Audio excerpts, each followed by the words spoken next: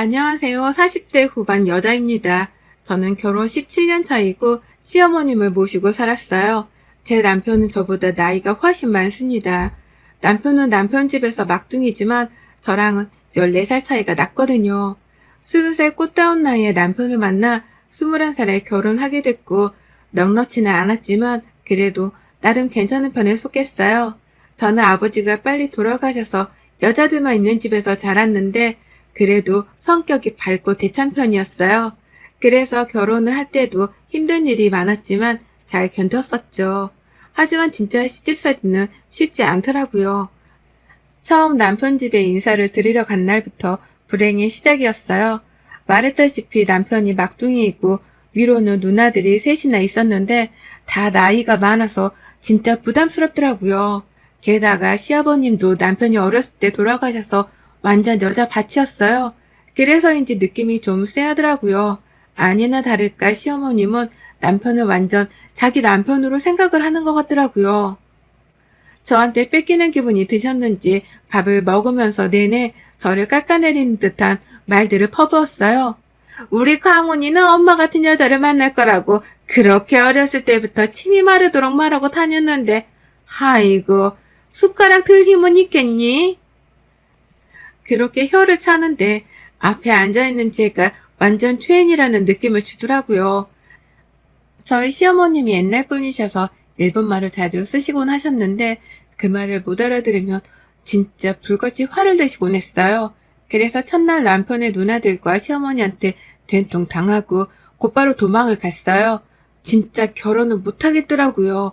눈앞이 캄캄한 게 이 사람이랑 결혼하면 진짜 내 인생이 정말 힘들어지겠구나를 느끼고 있었습니다.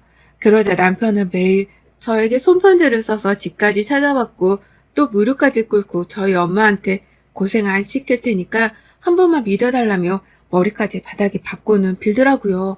그날 저희 엄마는 감동을 받으셨는지 남편에게 자고 가라는 말을 했고 그래서 저와 남편은 밤새도록 이야기를 나눴습니다.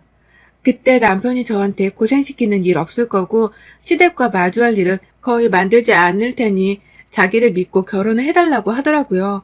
그 말들에서 진심이 느껴지기도 했고 어린 나이에 만난 첫 남자라서 저는 그 말에 홀라당 넘어가 버렸어요. 정말 순진했죠. 아무것도 몰랐으니까요.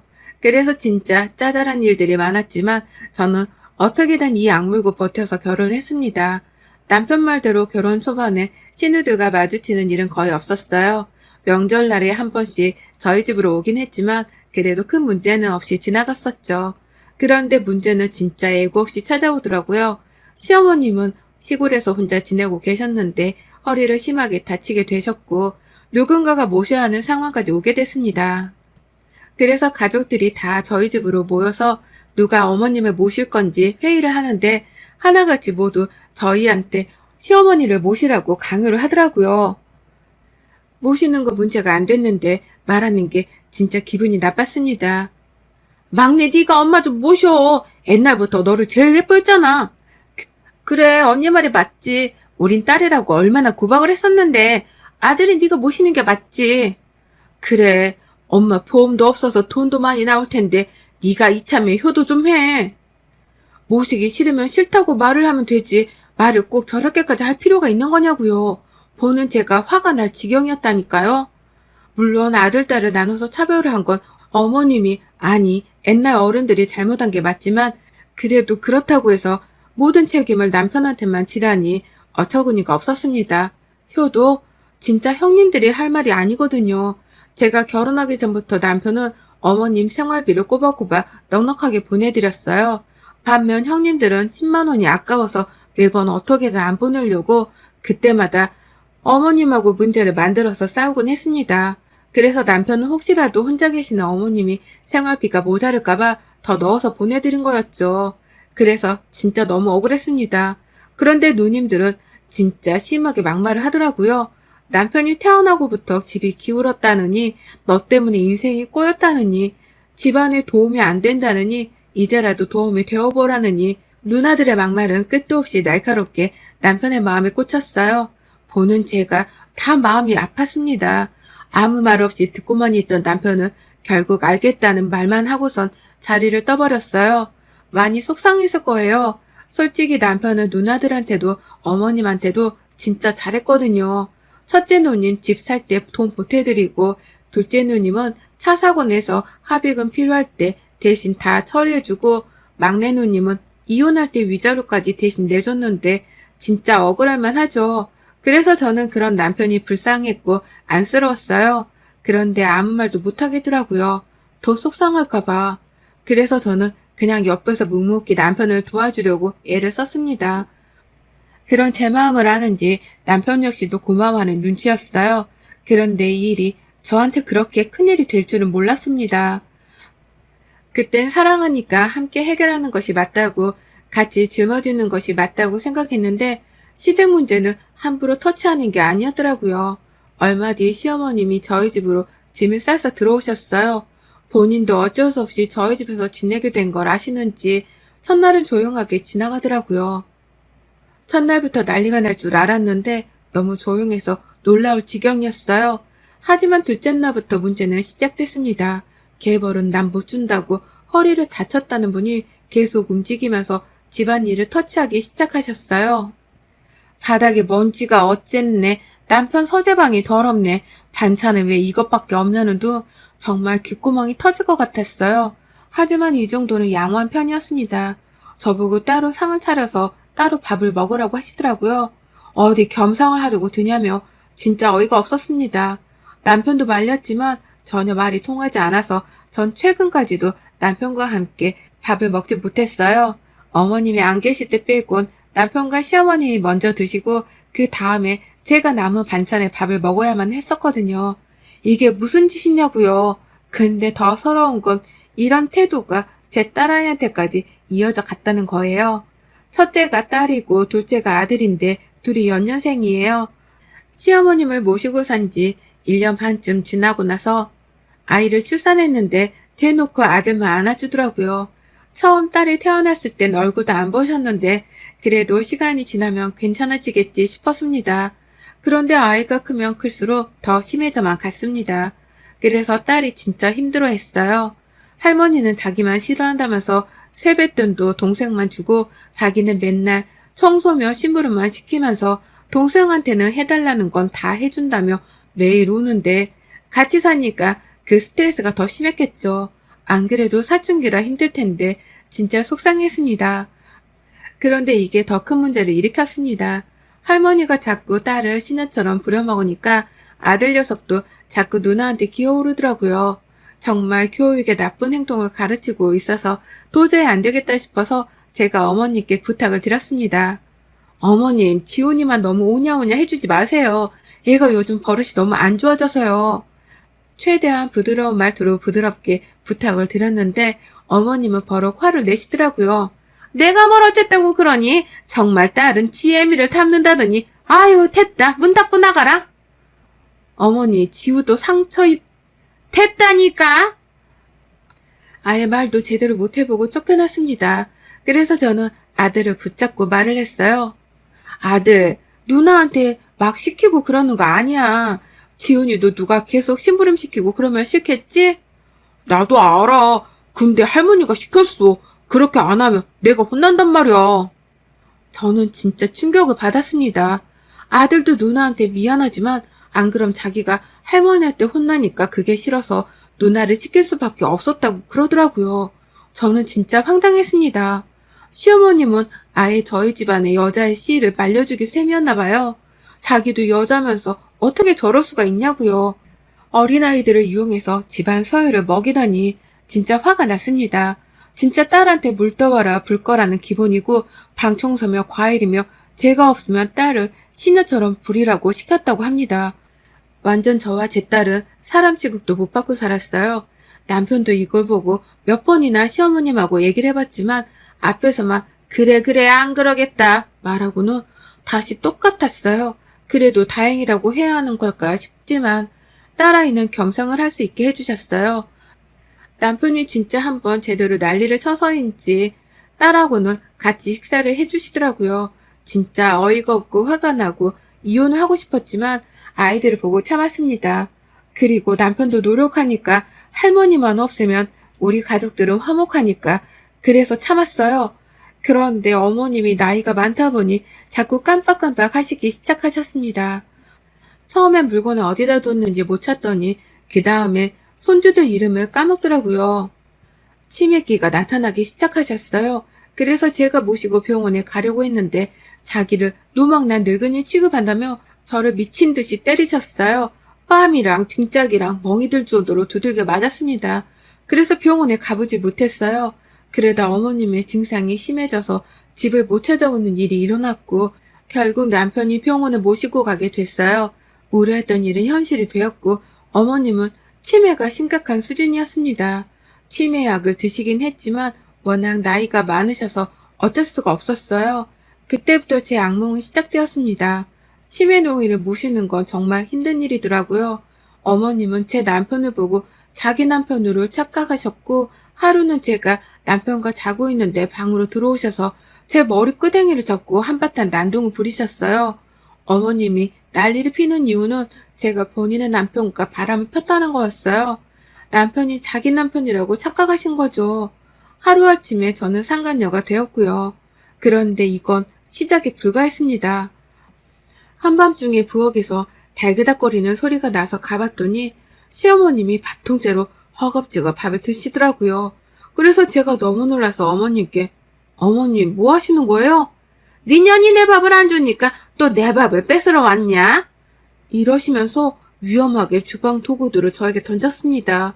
제가 자기 밥을 안 챙겨줬다고 아니 뺏었다고 소리치면서요. 게다가 제가 밥을 안 준다고 온 동네 사람들한테 욕을 하고 다니셔서 한 번은 신고까지 들어갔었어요. 그때 얼마나 시끄럽했는지 몰라요.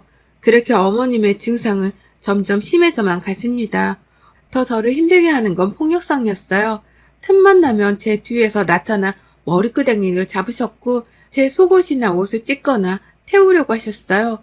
나날이 심해지는 모습에 저는 지쳐갔고 결국 요양원 얘기까지 가족들 사이에서 나오기 시작했습니다.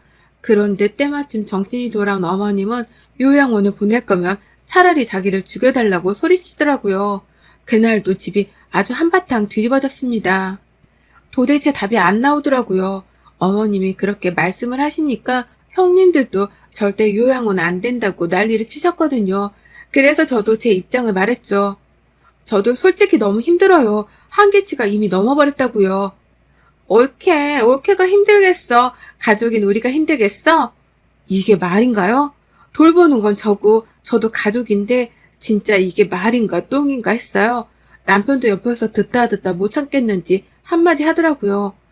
이 사람도 할 만큼 했지. 누나들은 어머니 이렇게 되신 후에 한 번이라도 돌봐봤어? 아니잖아. 얼마나 힘들었으면 이 사람이 이런 말을 하겠어. 그리고 이 사람도 가족이야. 우리 가족이라고. 얘 말하는 거 봐라. 남들이 들으면 우리가 엄마 버린 줄 알겠다. 올케가 말해봐. 우리가 뭘 잘못했어? 진짜 너무 화가 나는데 입을 열면 다 폭발할 것 같아서 입술을 꾹 깨물고 있었어요. 그러자 형님들이 기분이 나쁘셨는지 밥상을 엎고 가버리더라고요. 결국 집안 분위기는 완전히 안 좋아졌죠. 한동안 저는 또 혼자 시어머님을 모셔야 했습니다. 그러다 며칠 동안 첫째 형님 댁에서 어머님을 모시겠다고 하셔서 저희는 알겠다고 했어요. 간만에 자식 노릇을 좀 하려고 하나보다 했어요. 그래서 저는 간만에 가족들과 즐거운 시간을 보냈습니다. 치킨도 시켜 먹고 그동안 신경 써주지 못했던 딸아이에게 온 정성을 다해 보살펴 줬습니다. 그리고 어머님이 오기로 한 날 저랑 남편이 형님 댁 근처에 일이 생겨서 겸사겸사 차로 모시러 가게 됐어요. 원래는 4시쯤 형님이 오기로 했는데 그냥 저희가 1시가 조금 안 되는 시간에 연락 없이 형님 댁으로 가게 된 거죠.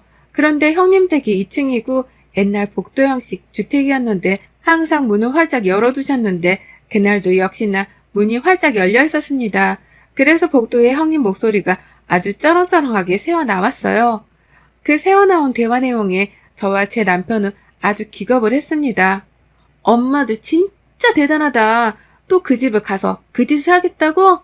그럼 어쩌냐. 내 아들 죽고 나면 그 어린 년이 내 아들 돈 다 챙길 텐데 내가 죽어서도 그거를 못 보겠다. 그래서 올케랑 이혼이라도 시키게? 걔가 그러겠어? 그럼 내가 벽에 똥칠이라도 해봐야지. 그 꼴을 보고도 남아있겠냐? 저는 너무 깜짝 놀랐어요. 남편을 놀란 제 입을 막고선 차분히 그 말들을 듣더라고요. 치매 가지고 며느리 내쫓는 시엄마는 엄마밖에 없을 거야. 남편은 바로 집 안으로 들어갔고 무슨 소리냐고 따져 물었어요. 순순히 대답할 리 없는 시어머님은 또 치매인 척 연기를 시작했고 형님은 뭐가? 라며 아무 일 없는 것처럼 말을 하더라고요. 남편은 제가 정신을 못 차리는 사이 핸드폰으로 녹음을 했었나 봐요. 자기 가족이니까 얍삽하다는 걸 알고 있었겠죠. 그래서 그걸 녹음하고 있었나 봐요. 그걸 듣자마자 큰형님이 제 발이 저렸는지 말실수를 계속 하더라고요. 네가 얼마나 못했으면 엄마가 치매로 그랬겠어? 다 들켰으니까 어머니가 다 말씀해보세요. 남편이 완전 화난 얼굴로 식탁에 있던 걸 막 던지면서 말을 하니까 시어머님이 사실대로 말하더라고요. 천연이 너 죽으면 네 돈으로 딴 놈한테 시집가는 게 꼴보기 싫어서 내가 그런 거다. 다 널 위해서 내가 그랬던 거야. 도대체 무슨 말씀을 하시는 거예요? 저 사람이 그럴 사람이에요? 그럴 사람이었으면 벌써 어머니 두고 도망갔어야죠. 내가 가진 게 뭐 있다고 어머니 시중 다 되면서 내 옆에 있냐고요. 진짜 그렇게 화난 남편 얼굴을 저는 처음 봤어요. 너무 무섭더라고요. 저도 화가 났지만 저보다 더 화가 난 남편 때문에 아무 말도 못하고 있었어요. 뻔하잖니. 엄마 눈엔 다 보여. 제가 딴 남자랑 눈 맞을 게 뻔해서 치매를 이용해 저를 그동안 괴롭히셨던 거였어요. 한 달도 두 달도 아닌 2년 가까이. 정말 충격적이었습니다. 어떻게 저럴 수가 있는 건지 정말 진절머리가 나더라고요. 결혼한 17년 동안 저는 단 한 번도 어머니에게 가족인 적이 없었던 거였어요. 정말 하늘이 무너졌습니다. 그래도 저는 어머니라고 그렇게 맞아가면서도 돌봐드린 거였는데 진짜 그게 다 연기였다니. 사실 치매가 있으신 건 맞았대요. 그런데 그게 그렇게 심한 정도까지는 아니셨는데 일부러 그걸 핑계로 저를 괴롭히셨던 거였어요. 시댁 식구들은 남편을 제외하곤 일반 상식선에선 이해할 수 없는 그런 사람들이었습니다. 정말 충격적이란 말밖에 안 나오네요.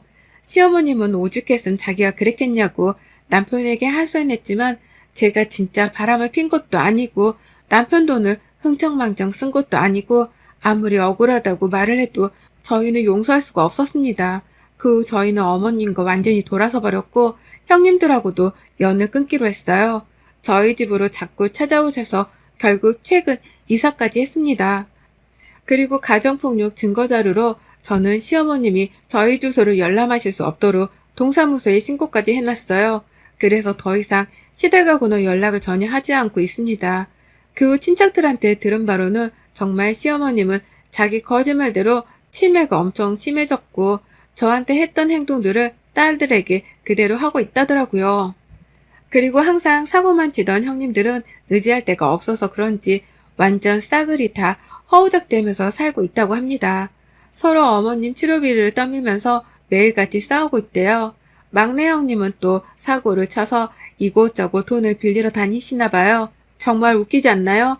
거짓말이 현실이 되고 빌붙는 주제에 되려 큰 소리를 치던 사람들은 완전 바닥을 치는 신사라니.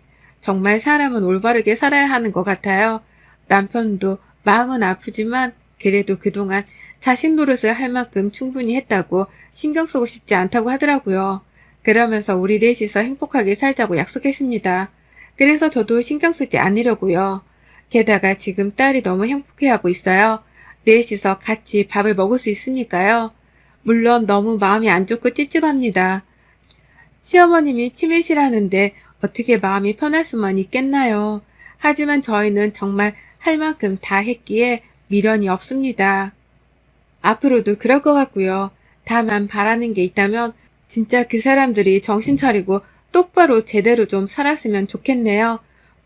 제발 두 번 다시 마주치지 맙시다. 여러분의 생각은 댓글로 남겨주세요. 오늘도 시청해 주셔서 정말 감사합니다.